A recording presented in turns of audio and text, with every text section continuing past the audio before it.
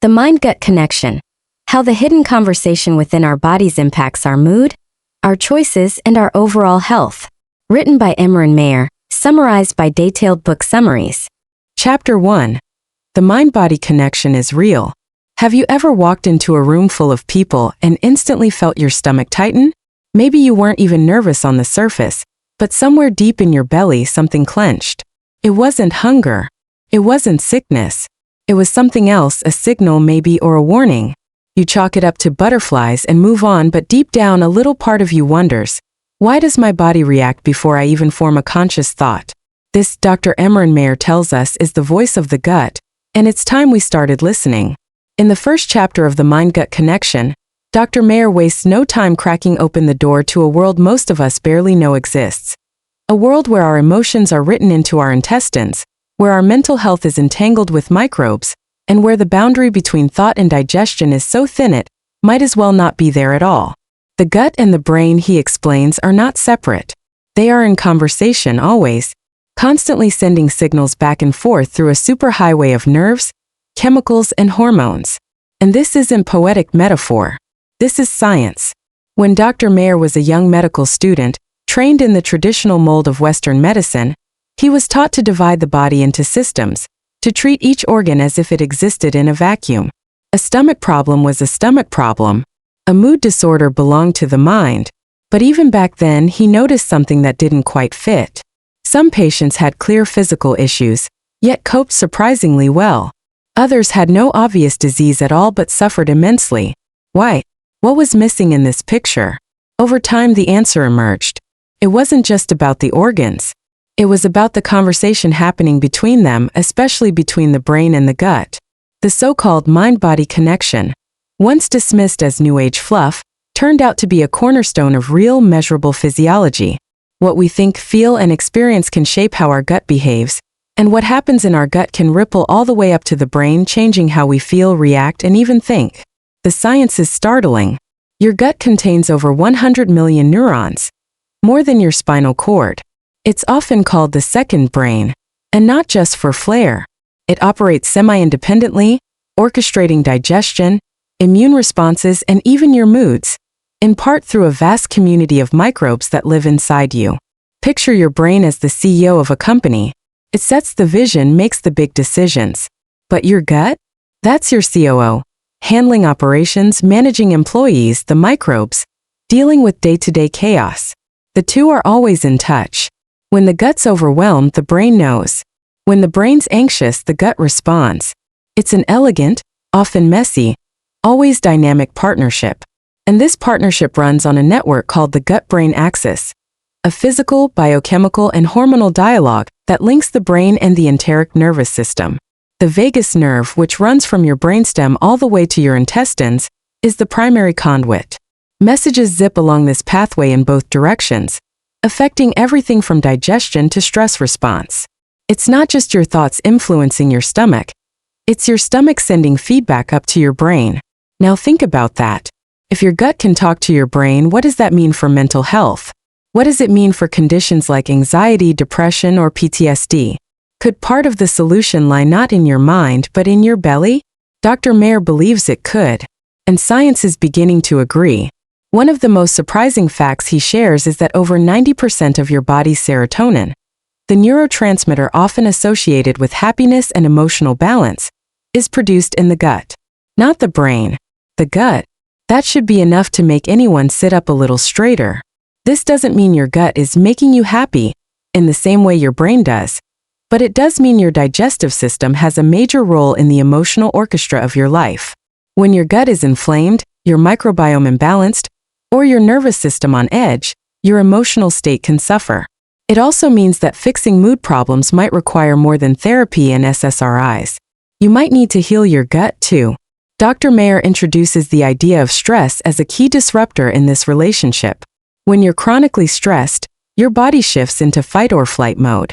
The sympathetic nervous system takes over, suppressing digestion to prioritize survival.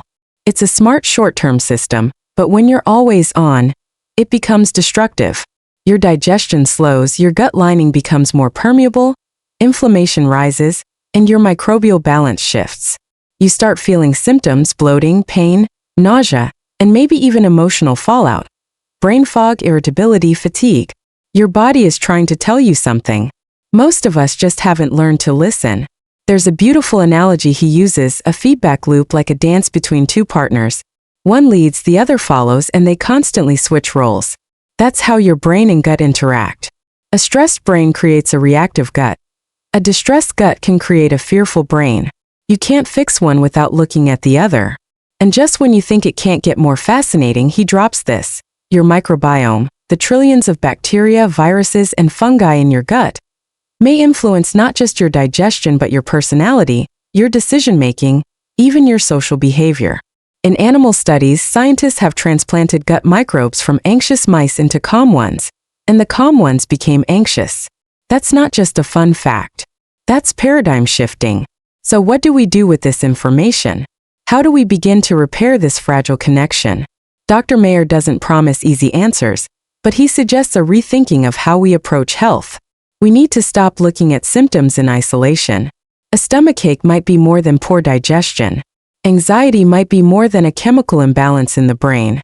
These could be signs of a system out of sync, and treating the system, not just the symptom, is the way forward. By the end of the chapter, you feel something shift. That casual language we've always used, gut instinct, gut feeling, butterflies, it wasn't casual at all. It was wisdom, embedded in our bodies, waiting for science to catch up. And now it has.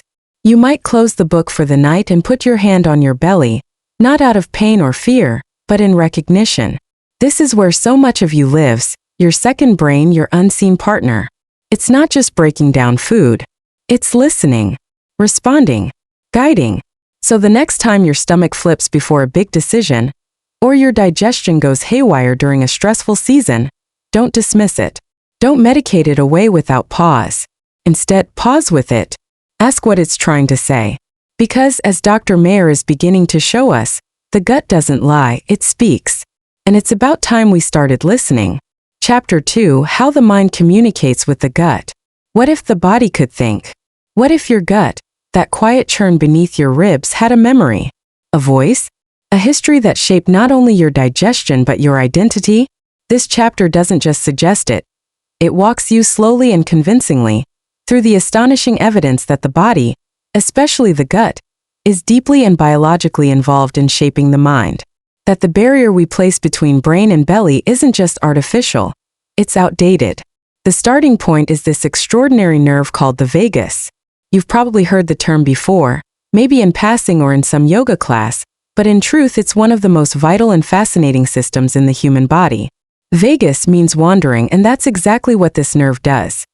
It wanders like a highway through your body, connecting the brainstem to your heart, your lungs, your liver, your gut. It carries messages not just top-down from the brain, but bottom-up from the organs.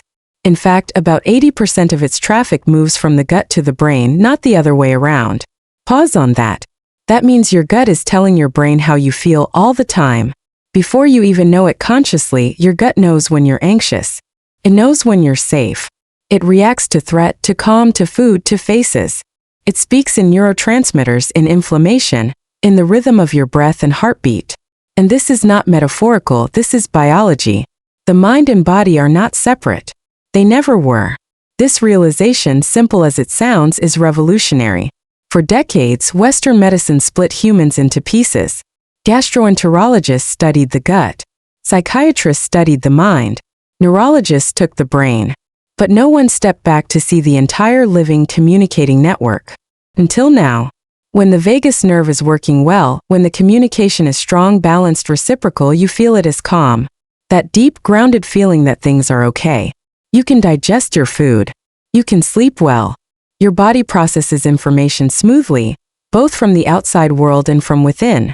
But when that vagus system is impaired, overwhelmed, or numbed out from chronic stress or trauma, everything starts to short-circuit. You might feel bloated or have irregular digestion. You might feel anxious or restless. You may be irritable for no clear reason. Or you may feel disconnected from your body altogether. Mayer explains this with profound clarity. Chronic stress wears down the vagus nerve like water carving grooves into stone. When the body is in a constant state of low-level fight or flight, whether it's from deadlines, fear, conflict, or emotional wounds, the vagus loses its ability to balance the sympathetic nervous system. And so, the feedback loop gets hijacked. Your digestion slows, your gut becomes inflamed, your brain interprets every small sensation. Chapter 3. How your gut talks to your brain. There's something quietly astonishing about realizing you're not the only one living inside your own body. Beneath the surface, deeper than the skin, there exists a whole hidden ecosystem.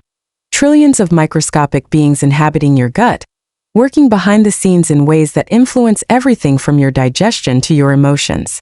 It sounds surreal, but it's the scientific reality that unfolds in this chapter. A biological truth that reads more like a revelation. These microbes, collectively known as the gut microbiome, are the unsung heroes of your physical and mental health. And Dr. Mayer wants you to not only understand them, he wants you to connect with them. From the very first moments of life, your microbial story begins. If you were born vaginally, you were coated in your mother's microbes as you entered the world. That passage seeded your gut with bacteria designed to help you digest, grow, and even regulate your immune system. If you were born via cesarean section, that process was bypassed, and the microbial profile you inherited may have been different, more skin-based, less diverse. But either way, birth marks the beginning of your relationship with the unseen world inside you. Then within hours, every touch, every breath, every drop of milk adds new microbial players. Breastfeeding offers its own tailored supply. Not only bacteria but special sugars meant solely to feed those bacteria, like hand-picked nourishment. Within a few years, your gut microbiome is as unique and complex as a fingerprint. But what's truly mesmerizing is not just that these microbes live in you, it's that they communicate with you. And not metaphorically. They influence your hormones. They generate neurotransmitters. They speak to your brain through the vagus nerve. That's right, tiny organisms in your gut help shape how you think, how you feel, how you perceive the world. They produce serotonin, the chemical most associated with happiness. They play a role in creating GABA, a neurotransmitter that helps you relax. They influence levels of dopamine, which shapes motivation and reward. And this isn't speculation, it's fact. Your microbiome has the capacity to modulate your mood. It's like you're hosting an internal orchestra, and the microbes are playing key instruments. When they're in harmony, the music of your body flows. You feel grounded, clear, resilient. But when the microbial balance is disrupted, a state scientists call dysbiosis, everything can feel off. You might experience bloating, brain fog, mood swings, or a deep fatigue you can't explain. Your immune system can go haywire. Inflammation rises, and the signals your gut sends to your brain become distorted, like static on a radio station that used to come in clear. How does this disruption happen? Sometimes it's through diet, eating too much processed food, not enough fiber, too little diversity. Sometimes it's from antibiotics, which, while life-saving, can wipe out entire colonies of beneficial bacteria. Sometimes it's chronic stress, which changes the rhythm of your gut, alters microbial populations, and reduces the richness of your inner ecosystem. Even loneliness and trauma can leave their mark on the microbiome. The body, it turns out, keeps score in more ways than we ever imagined. And here's where things get both sobering and empowering. While many of these influences are outside your conscious control, others are not. You can support your microbiome. You can heal the dissonance. One of the simplest and most effective ways is through food, but not just healthy eating in the conventional sense. Dr. Mayer encourages us to think beyond calories, beyond protein or fat, and instead focus on variety, fiber, and natural plant compounds. Every different fruit, vegetable, nut, seed, and whole grain contains a unique set of fibers and polyphenol that specific microbes thrive on. The more diverse your plate, the more diverse your microbes. And diversity is key. A rich microbial ecosystem is like a rainforest, stable, protective, self-regulating. This idea, that eating plants can directly nourish mental clarity and emotional balance, feels almost poetic. A bowl of lentils becomes more than lunch. It becomes communication. It becomes connection. And that's not wishful thinking. It's a direct expression of the gut-brain axis. The food you eat influences the microbes. The microbes influence your brain. Your brain influences how you feel, and how you behave, and how you treat others. And then the cycle repeats. But this chapter doesn't just stay in the physical. It gently asks us to reimagine what we mean by self. If trillions of microbes help regulate your thoughts and feelings, where does you begin and end? Are you the conscious narrator in your head? The biology below your neck? Or something in between? A symbiotic collective of systems and organisms working toward a shared experience of being alive? What becomes clear is this: your gut microbiome is not some passive organ waiting to malfunction. It is an intelligent, adaptable ecosystem. Can be injured, yes, but it can also be repaired. It responds quickly to your choices. Just a few days of more fiber, less sugar, more real food, and less processed fare can shift microbial populations. Your gut can change, which means your feelings, your energy, your sense of vitality can change too. And the solutions don't have to be complicated. Dr. Mayer points to studies showing that walking in nature, getting more sleep, reducing chronic stress, practicing mindfulness, all of these not only support your nervous system, but also shift your microbiome toward balance. When you take care of your body, your microbes respond like grateful housemates. They do their jobs better. They create harmony instead of chaos. The message, ultimately, is one of connection. That your well-being is not isolated in your brain or confined to your thoughts. It's deeply physical. It's microbial. It's rooted in an ancient biological dialogue between the organisms inside you and the life you lead outside. And that means healing can come from unexpected places. From the plate in front of you, the walk in the sun, the breath in your lungs, the decision to rest, the moment you listen to your gut and trust what it's saying. Because your gut is not just digesting your food. It's digesting your life. Chapter 4: Microbe Speak. A key component of the gut-brain dialogue. It's not always what you eat, but what you feel that gets under your skin, or more precisely, under your gut. Think about that moment when you're overwhelmed. Your shoulders tense, your heart races, your stomach knots up. You haven't been injured, you haven't eaten something bad. And yet, your body is reacting like it's under siege. Why? Because stress, even when it's invisible or unspoken, becomes physical. It echoes through your cells. It reshapes your gut. And it does so in ways that can feel permanent if we don't begin to understand it. In this chapter, Dr. Mayer opens a deeply human, yet deeply biological conversation about how our earliest experiences, especially stress and trauma, write themselves into our bodies, especially into the gut-brain axis. But this isn't a story of doom. It's a story about memory, not memory as you've known it, but the kind your nervous system holds quietly, persistently, without words. Let's rewind, not just to your childhood, but even further back to when you were still in the womb. Even before birth, your brain and gut are forming in sync, influenced by your mother's internal world. If she's calm, connected, and well-nourished, your developing nervous system receives one kind of message. The world is safe, predictable, manageable. But if she's overwhelmed, anxious, unsupported, even mildly, then a different signal gets encoded. Cortisol, the body's main stress hormone, can cross the placenta, telling your tiny system, be alert, be ready. The world is not safe. That's not fear-mongering. That's biology. It's called fetal programming, and it's one of the most profound ideas Dr. Mayer presents. And it doesn't stop there. Once you're born, everything that happens, every nurturing gaze, every cry met or ignored, every feeding, every moment of comfort or disconnection, shapes your nervous system.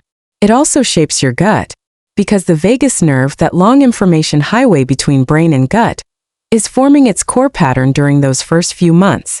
It's learning. How do I respond to the world? Should I be calm or alert? Should I digest and relax or clench and prepare to flee?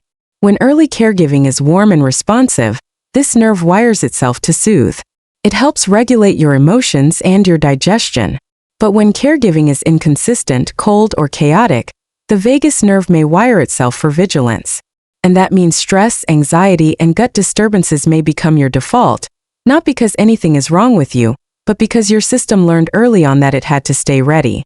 That readiness over time takes a toll. Chronic stress doesn't just affect the mind. It affects every inch of your digestive system. It alters motility, meaning how quickly or slowly food moves through you. It suppresses digestive enzymes, making it harder to absorb nutrients. It disrupts the tight junctions in the intestinal wall, potentially leading to increased permeability, what some call leaky gut. But perhaps most fascinating of all, It changes the microbes living inside you. Your gut microbiome, that delicate ecosystem of trillions of bacteria, responds acutely to emotional distress. When you're chronically anxious or under prolonged stress, microbial diversity can shrink. The good bacteria that help regulate mood and inflammation begin to disappear, while more problematic strains take over. This shift can result in more inflammation, more gut sensitivity, and more distress signals being sent to the brain. A loop begins to form, one where stress alters the gut, and the altered gut reinforces the stress. And here's the quiet tragedy of it. We often don't notice this loop. We just feel off. We get irritable. We can't sleep. Our digestion is unpredictable.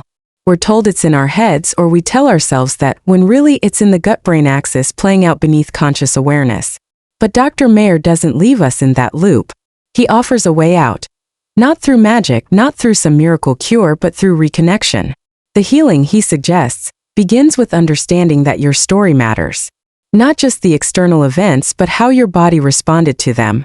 That response, that physiological pattern, becomes your operating system. And it can be rewritten. One key to this healing is improving vagal tone. Think of vagal tone as the strength and flexibility of your vagus nerve. A well-toned vagus nerve helps your body shift more easily between activation and relaxation, between effort and rest. When it's strong, you can bounce back from stress. You can feel safe even in uncertainty. And crucially, your digestion improves too.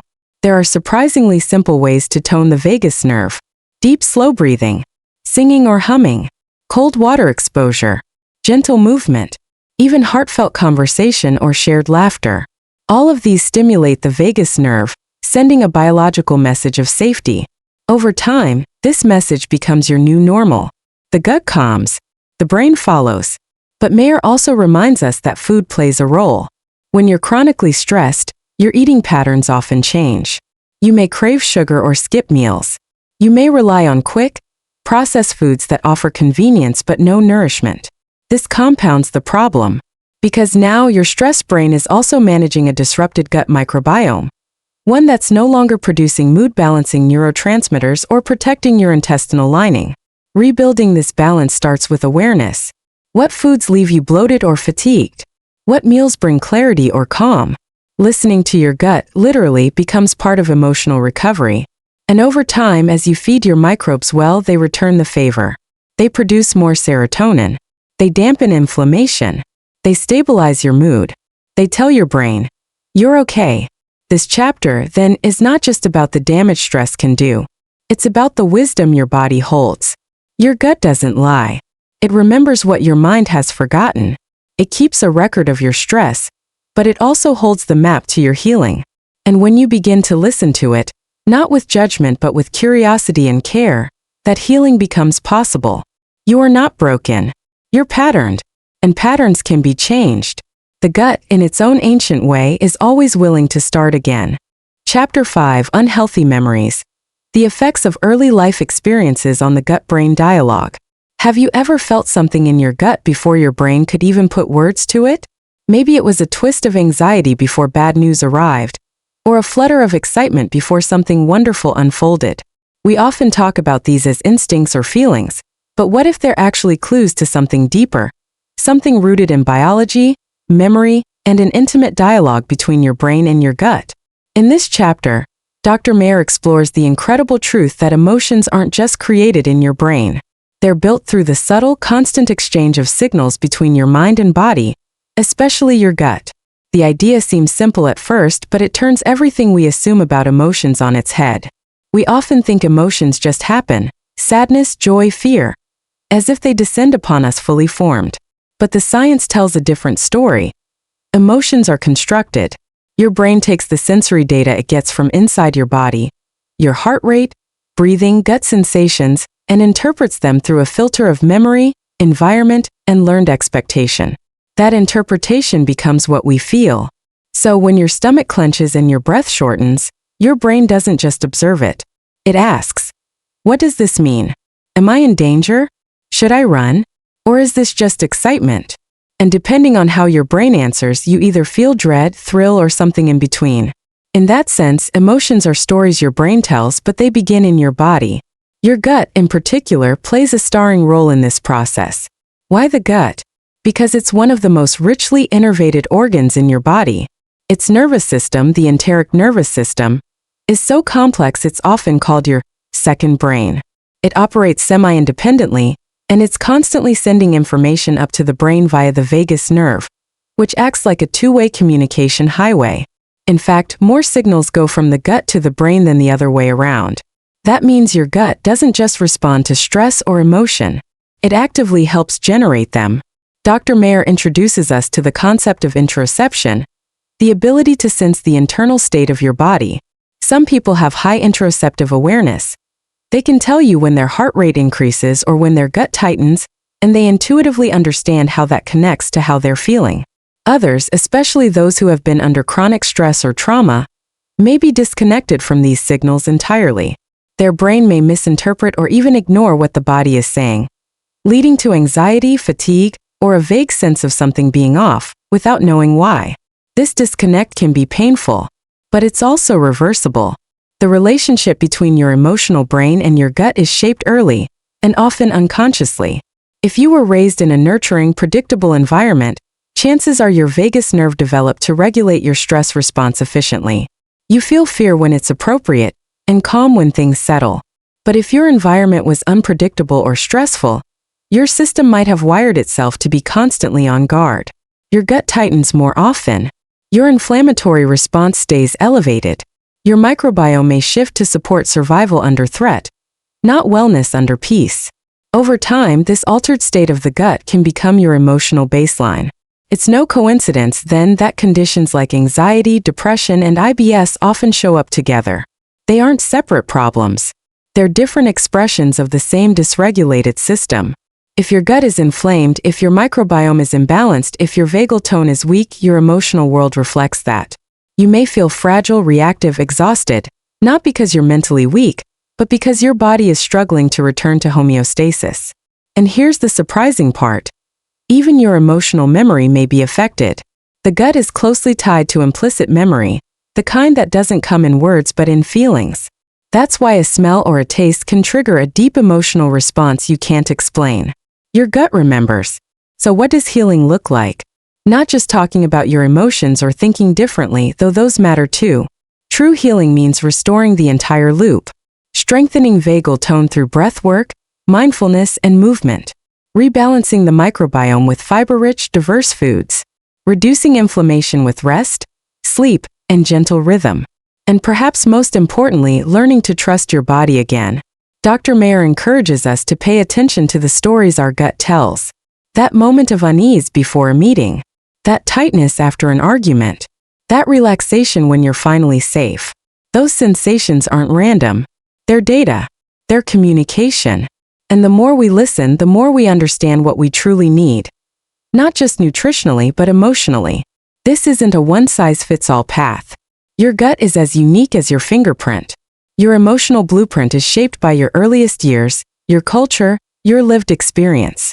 But what's universal is this. The gut and the brain are not separate. They are one dynamic, intelligent, integrated system. And when we care for the gut, we care for the self in the most profound way possible. So next time your stomach flips, or your appetite vanishes, or you feel a deep knot with no clear cause, pause. Breathe. Tune in. Ask. What is this sensation trying to tell me? The answers, Mayer reminds us, won't always come in words. But if we pay attention, they'll come in truth. And that truth, lived through the body, interpreted by the brain, is the essence of what it means to feel. Chapter 6. A new understanding of emotions. What if the fog in your mind, the heaviness in your mood, or the constant edge you feel isn't just psychological? What if the root of that struggle lives deep within your gut, in a place you've never thought to look? That's the quiet revolution Dr. Mayer brings into focus in this chapter, inviting us to reconsider where emotions begin and how our sense of well-being might hinge on something far more primal and physical than we imagined.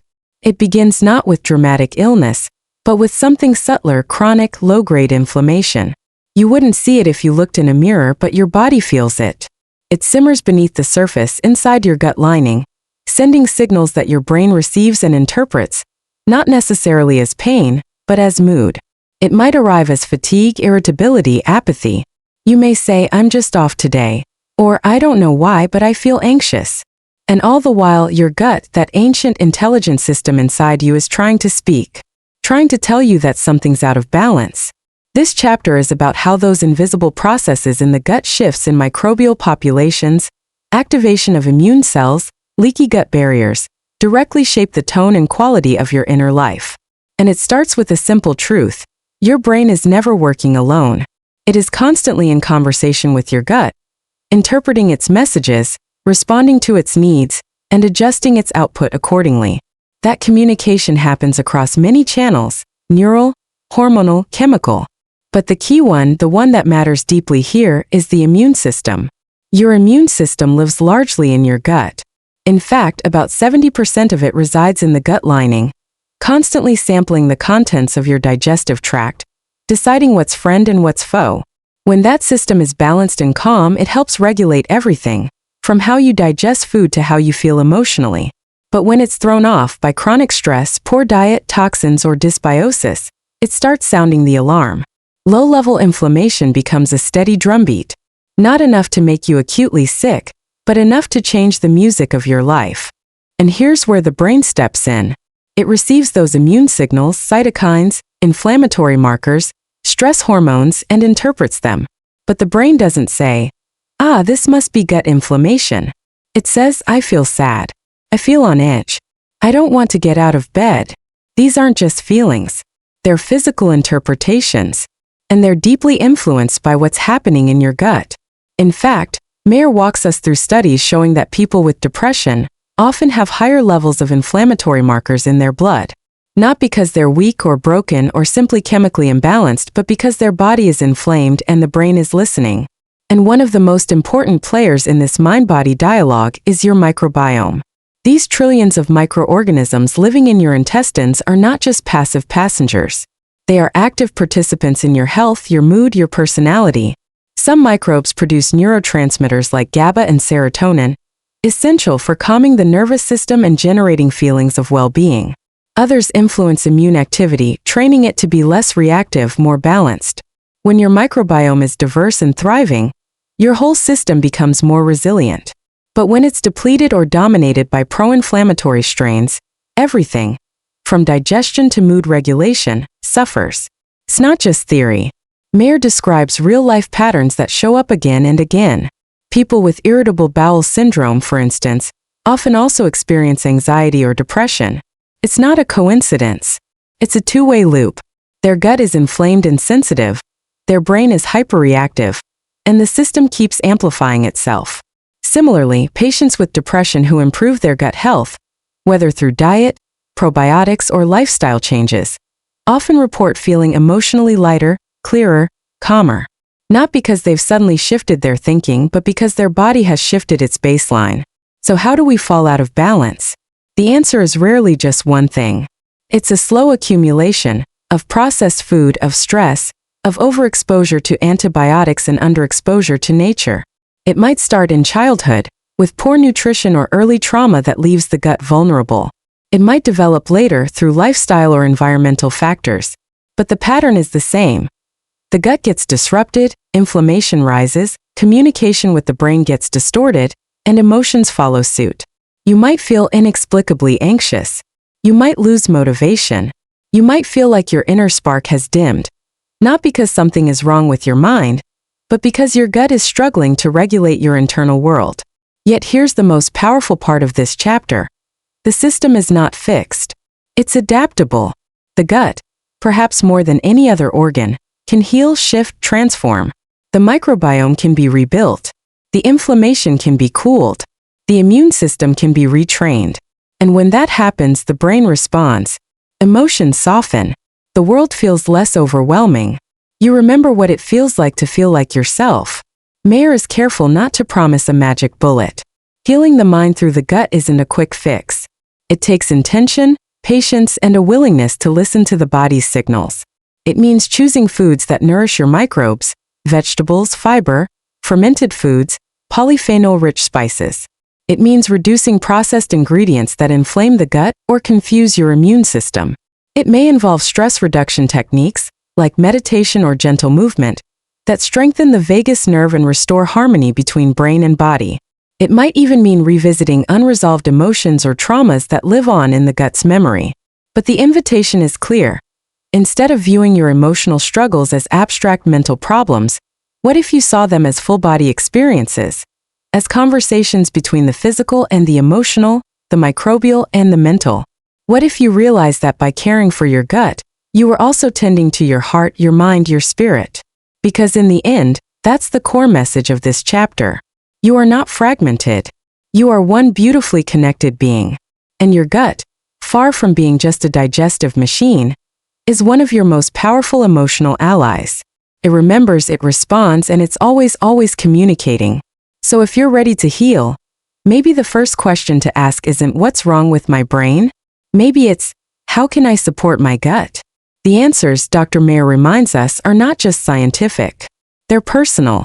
They live in the food you eat, the thoughts you think, the stress you hold, and the safety you create within. And as the gut softens, as the inflammation fades, as your inner terrain becomes more balanced, you might find that your emotions begin to sing again, not in discord but in harmony. Chapter 7.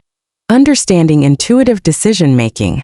Have you ever made a decision that didn't make sense on paper but felt unmistakably right? A moment when the logic didn't line up, but something inside you just knew? That quiet certainty, that pull you couldn't explain, it didn't come from your mind. It came from somewhere deeper, somewhere older, somewhere more instinctual. It came from your gut. In this chapter, Dr. Emeran Mayer dives into the fascinating world of intuitive knowing, what some call gut feelings, and reveals that these sensations aren't just poetic metaphors or fleeting whims. They're real biological signals generated from within the complex communication network that links your gut to your brain. For most of us, intuition shows up in ordinary moments, when we meet someone and instantly feel uneasy, when we walk into a room and sense something's off, or when we make a choice without being able to explain why it feels right. And yet, we live in a world that often teaches us to distrust those signals. We're told to rely on data, analysis, and reason. The body, we're taught, is unreliable, emotional, too subjective. But the truth, as Mayer explains, is that your gut has been gathering information long before your conscious mind has had a chance to catch up. It's scanning, sensing, interpreting, reacting, and then sending that information to your brain through a series of biochemical and neural pathways, most prominently through the vagus nerve. That vagus nerve acts like a superhighway, connecting your gut to your brainstem and influencing not just digestion, but mood, memory, and yes, decision-making. The microbes in your gut, trillions of them, are part of this process too. They're not just breaking down food, they're producing neuroactive compounds, influencing the release of neurotransmitters like dopamine and serotonin. These messages don't come through in words or thoughts. They come through feelings, through tension or calm in the belly, through the presence or absence of ease in your chest, through the emotional coloring of a moment that seems, somehow, already decided for you. And here's the fascinating part. Many of your gut-level reactions aren't based on random feelings. They're built on pattern recognition, a deeply embodied form of memory shaped by past experience. Your gut remembers. It encodes emotional and sensory information in a way that bypasses the slow, conscious reasoning of your mind. If you once felt threatened in a particular kind of situation, even if you couldn't explain why, your gut will register that pattern again and send a warning signal. Likewise, it remembers comfort, connection, safety. It knows what feels familiar, even if you can't articulate it. But not all gut instincts are accurate. Mayer reminds us that trauma and stress can rewire the way we perceive safety and threat. If you've been hurt, dismissed, or unseen in the past, your gut may send fear signals even in the absence of real danger. In these moments, intuition isn't necessarily telling you the truth. It's telling you what your body believes is true, based on old information. That's why cultivating a healthy gut, both biologically and emotionally, is so important. A balanced microbiome and a calm nervous system help refine your intuitive compass, making it less reactive and more trustworthy. It's like tuning an instrument that's been slightly out of key. Over time, with the right conditions, your gut can become a more reliable guide. This brings us to the central invitation of the chapter, to rebuild trust between your gut and your mind. That trust doesn't come from ignoring science or abandoning reason. It comes from remembering that your body has a kind of intelligence that's just as real as your thoughts and often wiser. Mayer doesn't ask you to blindly follow your gut. He asks you to listen, to learn the language of sensation and feeling, to recognize when your body is trying to tell you something important. That might mean pausing before making a decision, checking in with the tension in your stomach or the warmth in your chest. It might mean asking yourself not just what do I think, but also what do I feel? And as you begin to notice the ways your gut communicates, you'll likely discover a richer, more nuanced relationship with yourself. You might begin to see that your discomfort around a certain person has less to do with their words and more to do with how your body reacts when you're around them. You might begin to trust that the career move you're considering isn't just a risk. It's a response to something inside you that feels called. You might find yourself navigating life not with rigid certainty, but with a grounded kind of knowing that doesn't need to be explained to be trusted. What's most compelling about this chapter is its message that intuition isn't some mystical power reserved for the few. It's a biological process, a natural form of intelligence available to all of us. And when the gut is healthy, when the microbiome is thriving, when the inflammation is low, when the vagus nerve is strong, intuition becomes clearer, more consistent, more powerful. It's not just that you feel better, it's that you can hear yourself better. This is the quiet brilliance of the mind-gut connection. It doesn't just help you digest food or manage stress.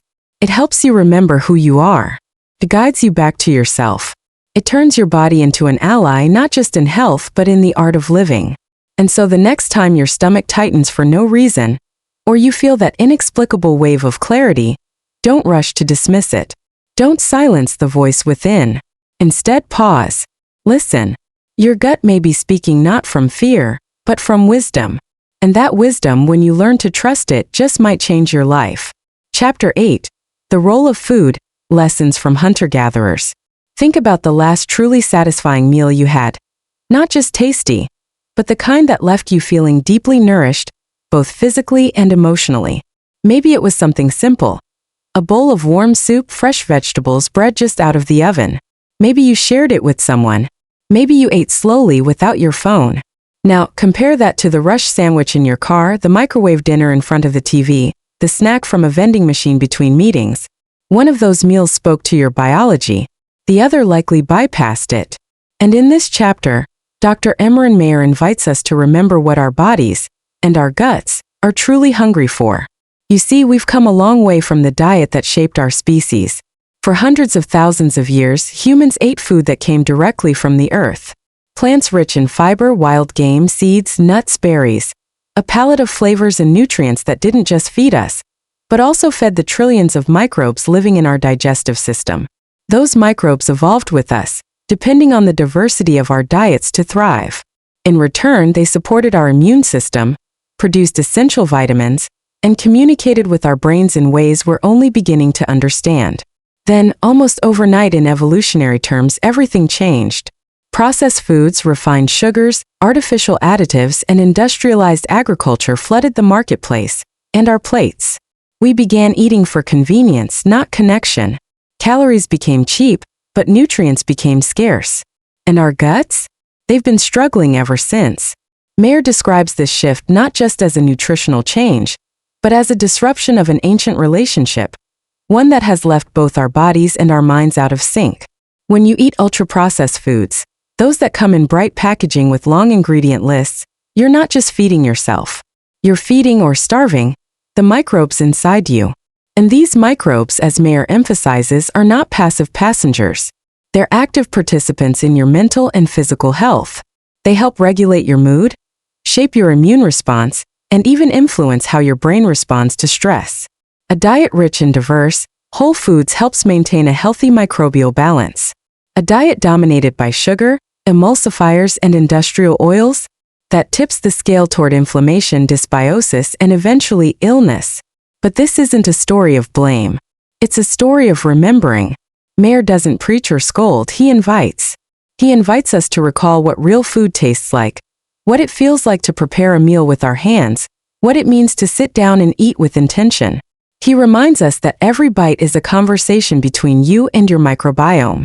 And the words you speak, through fiber, fermented foods, prebiotics, polyphenol, shape that dialogue in profound ways. There's beauty in how simple it can be. Foods like leafy greens, legumes, colorful vegetables, fruits, nuts, olive oil, and fish become not just health recommendations but acts of care. Meals cooked at home, shared with others, eaten slowly. These aren't just nostalgic traditions, they're medicine. They support microbial diversity, reduce inflammation, and help recalibrate your brain's response to stress. And it's not about perfection. It's about consistency. A daily rhythm that says, I care about this vessel. I care about what I feed it. I care about how it feels after. Mayer also explores the cultural aspect of eating, how food connects us to family, heritage, and identity. When you eat fermented kimchi, for example, you're not just consuming probiotics. You're participating in a centuries-old Korean tradition of preserving and sharing food. When you cook lentils the way your grandmother did, you're reviving a ritual that carries emotional weight and microbiological benefit. These traditions are not just quaint stories. They're biologically relevant. They're proof that humans have long known how to eat in ways that nourish the body and soul, long before nutritional labels or fad diets. Still, modern life makes this hard. We're busy. We're marketed to constantly. It's easier to unwrap something than to prepare it. But Mayer argues that healing the mind-gut connection doesn't require extreme measures, just a shift in awareness. Start small. Add a handful of nuts to your snack routine. Swap one sugary drink for water. Cook one more meal at home this week. These changes aren't cosmetic. They're foundational. And as your gut begins to heal, you might notice something remarkable. Clearer thinking, steadier moods, less anxiety. Because when your gut is supported, your brain is too. Perhaps most powerful is the idea that food is relational. It's not just fuel. It's memory, ritual, identity. It's how we love and how we grieve. It's what brings us to the table, to ourselves, to one another. And when we reclaim that, when we eat with care, with presence, with gratitude, we realign not just our biology but our humanity. So the next time you reach for something to eat, pause. Ask, is this food that feeds me or just fills me? Does this feel like nourishment or distraction? And if the answer leans toward real, whole, joyful nourishment, even just a little, your gut will thank you. Your mind will thank you. And over time, so will your life. Chapter 9, The Onslaught of the North American Diet. What evolution did not foresee. You probably don't even think about it anymore. The granola bar you grab between meetings. The reheated leftovers devoured at your desk. The soda cracked open in the car, halfway through your commute. We live in a world of fast fuel, convenient, colorful, tasty, and almost entirely disconnected from how our bodies are wired to eat. And in Chapter 9, Dr. Emeran Mayer asks us to pause and consider, what happens when our daily food choices no longer match the biological rhythms we were built for? This chapter opens with a quiet but powerful premise. Our diet has evolved far more rapidly than our biology. For the majority of human existence, food was whole, unprocessed, and seasonal. We hunted, gathered, cooked, and shared. Every meal contained not just calories but microbial life, fiber, natural enzymes, and a deep sense of connection, both to nature and to each other. These weren't luxury choices. They were survival. And our microbiome, our immune system, our gut-brain axis, they all evolved in response to this intimate relationship with food. Then came industrialization. Over the last century, especially in North America, the food landscape transformed almost beyond recognition. Processed snacks, sugar-laden beverages, preservatives, emulsifiers, and artificial flavorings became the norm. Our diets shifted dramatically from fiber-rich plant-based meals to ultra-processed concoctions that often resemble chemistry experiments more than nourishment. And while our modern bodies may seem to keep functioning under this new regime, Mayer reveals the invisible cost. Our microbiomes are starving, our guts are inflamed, and our minds are paying the price. What does that look like? It might show up as brain fog after lunch, a low-grade anxiety that seems to hang around for no reason, a short temper, a sudden crash in energy, trouble sleeping, an inability to focus. For so many of us, these symptoms have become background noise, unremarkable parts of adult life. But they're not just psychological. They are biological distress calls, often rooted in a gut environment thrown out of balance by the very food we've been taught to accept as normal. Mayer explains that when our gut microbiota is fed a diet low in natural fibers and high in synthetic additives, it begins to lose diversity. And with fewer species of bacteria, we lose not only digestive function, but the ability to produce critical metabolites like short-chain fatty acids. These metabolites are responsible for calming inflammation, supporting gut barrier integrity, and even signaling the brain to feel safe, stable, and alert. Without them, the communication between our gut and brain becomes distorted. Inflammation rises, our stress response gets exaggerated, and mood disorders, fatigue, and immune dysfunction often follow. But the chapter is not a lament. It's an invitation to return to something ancient and surprisingly accessible. Reintroducing prebiotic foods such as onions, garlic, leeks, asparagus, legumes, and whole grains helps nourish the microbial ecosystem. Adding fermented foods like yogurt, kefir, sauerkraut, kimchi, and miso introduces beneficial live bacteria.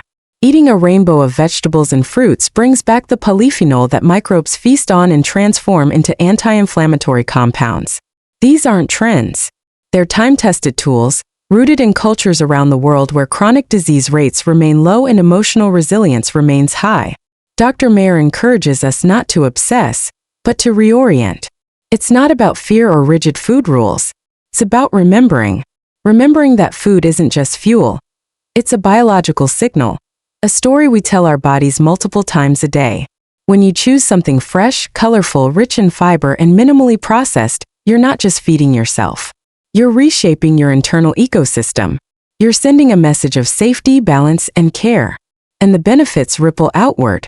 A well-fed gut becomes a calmer brain. A calmer brain makes better choices. Better choices lead to more connection, more presence, and more vitality.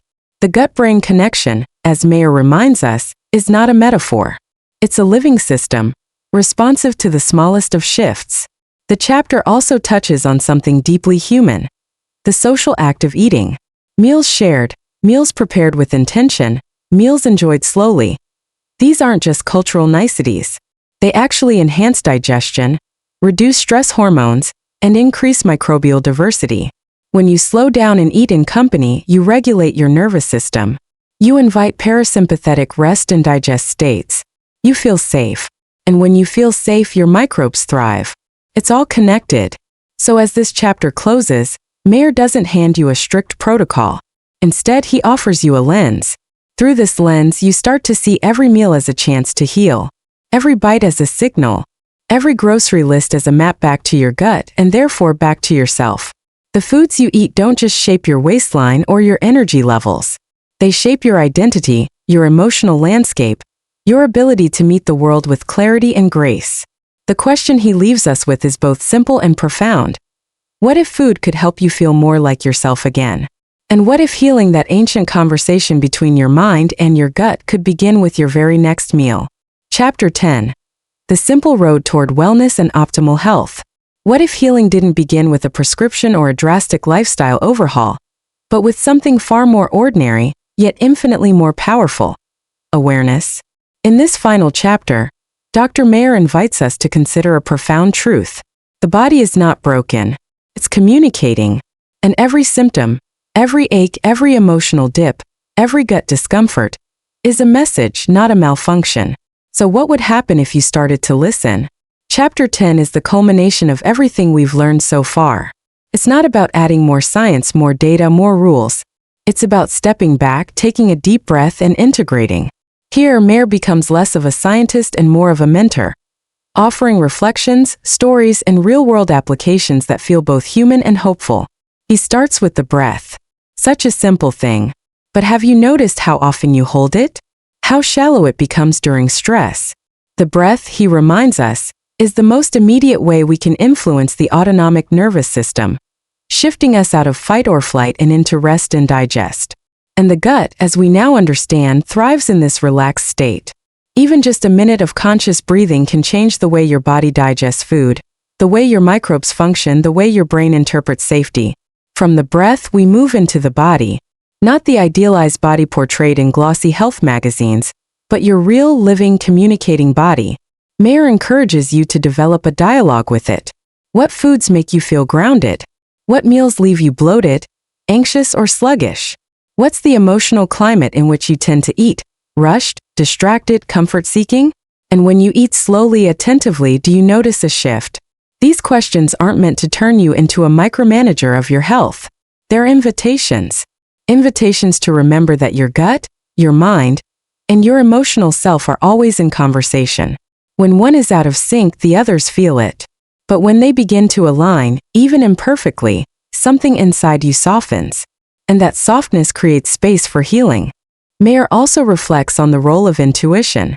In the modern world, we've become trained to outsource our inner knowing to experts, apps, and algorithms. But your body, your gut, holds evolutionary wisdom that can't be captured in charts. Over time, as inflammation decreases and microbial balance returns, this intuitive signal grows louder. You begin to know, not from fear or restriction, but from felt experience, what nourishes you and what doesn't. You begin to trust yourself again. The chapter doesn't ignore the complexity of modern life. Mayer is realistic. We can't all live off the land or ferment our own vegetables in clay pots. But we can take small, intentional steps. A weekly meal cooked from scratch. A few minutes of breath work before bed. A habit of pausing before meals to express gratitude or simply become aware. These micro-practices become the new microbiome medicine, free, accessible, and powerful. And then woven gently through his reflections, Mayer offers this insight. Healing your gut is not just about reducing symptoms. It's about transforming how you experience life. When the gut is calm, the mind is clear. When the gut is inflamed, the mind is reactive. And when the two are in harmony, you begin to meet life with resilience. Stress no longer sends you spiraling. Sleep deepens. Relationships stabilize. Your capacity for joy, presence, and connection expands. It's not magic. It's biology. Biology shaped by attention. As he closes the book, Dr. Mayer reminds us that the mind-gut connection is not a theory. It is a lived reality. And by becoming conscious stewards of this connection, through food, breath, presence, and self-compassion, we can reclaim not only our physical health, but our emotional and psychological freedom. So perhaps the most radical act of health is this: to slow down, to listen, to respond with care, and in doing so, to become the partner your body has always been waiting for.